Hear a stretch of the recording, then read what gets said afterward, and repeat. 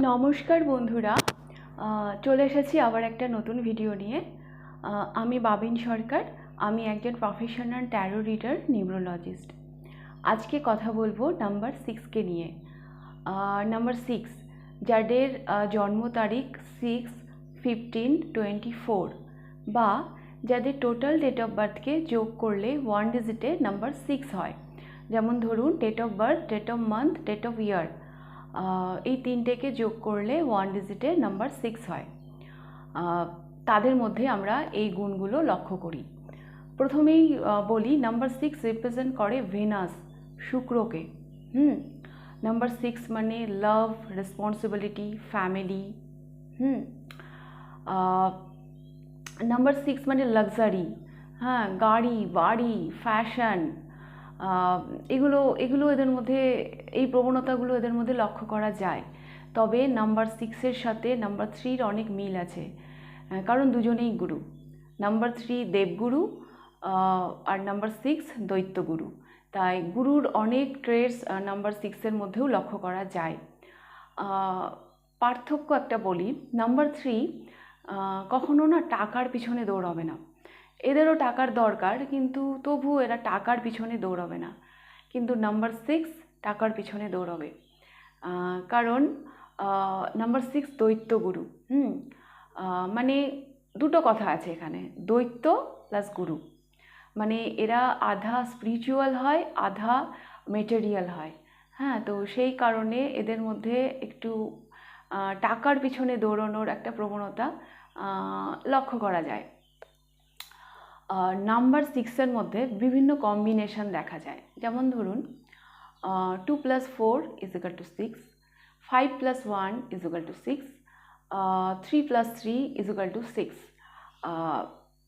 তার মানে 1 থেকে 5-এর মধ্যে যত গুণ আমরা দেখি, তার সমস্ত গুণাবলী নাম্বার 6-এর মধ্যে দেখা যায়।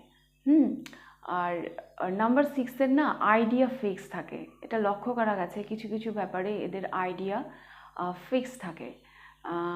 তাছাড়া এদের এরা ভীষণ রেসপন্সিবল হয়, এরা ভীষণ কেয়ারিং হয়, এই গুণগুলো এদের মধ্যে থাকে। আর এবার আমি একটু কথা বলবো এদের নেগেটিভ সাইড নিয়ে।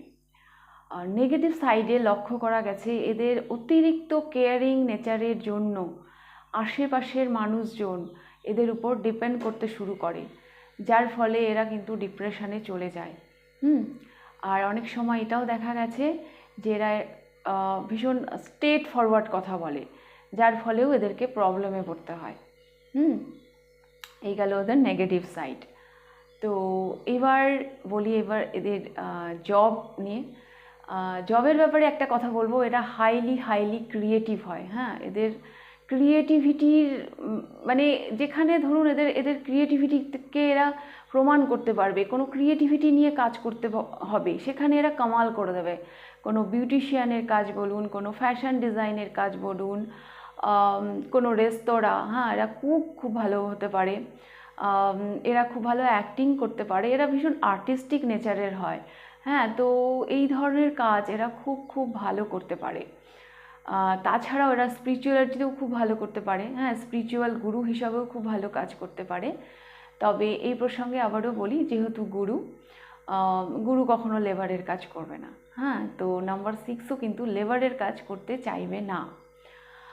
এবার বলবো এদের পার্সোনাল সাইড নিয়ে।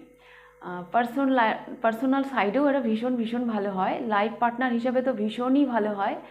এরা কিছুতেই সংসার ভাঙতে দেবে না। এরা অ্যাডজাস্ট করতে পারে। তবে পার্সোনাল লেভেলে একটা জিনিস লক্ষ্য করা যায়, এদের না ইমোশনাল সাইডে যদি এরা কাউকে ভালোবাসা দেয়, তার বদলে এদেরও ভালোবাসা চাই। আর কেয়ারিং শেয়ারিং এই ব্যাপারগুলো তো থাকে। তো এই ক্ষেত্রেও দেখা গেছে রিলেটিভ, বাড়ির লোকেরা এদের উপর ডিপেন্ড করতে শুরু করে। এই প্রসঙ্গে আর একটা কথা বলে রাখি, নাম্বার 6-এর ব্যাপারে এটা দেখা গেছে অনেক সময় সংসারের দায়িত্ব নিতে গিয়ে এদের বিয়েতে দেরি হয়ে যায়। হয়তো